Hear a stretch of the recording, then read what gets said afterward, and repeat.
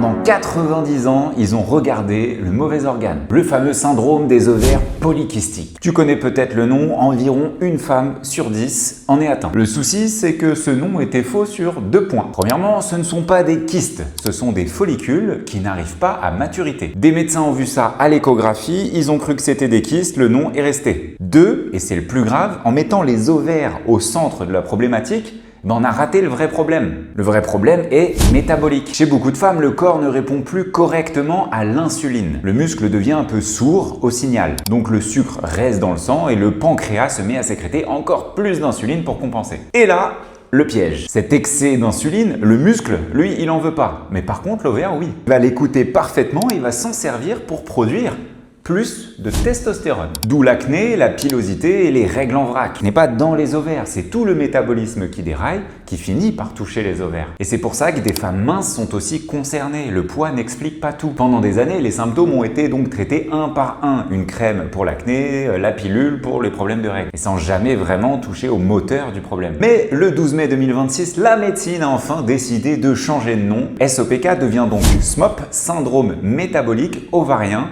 polyendocrinien. Le mot métabolique entre enfin dans le titre. 3 lettres qui changent et derrière 90 ans à chercher au mauvais endroit. Donc si un jour on t'a dit non, votre écho elle est normale, il n'y a pas de kyste, vous n'avez pas de syndrome des ovaires polykystiques, on ne cherchait pas la bonne chose. Donc ce n'est pas dans ta tête. Prends soin de toi. Ciao!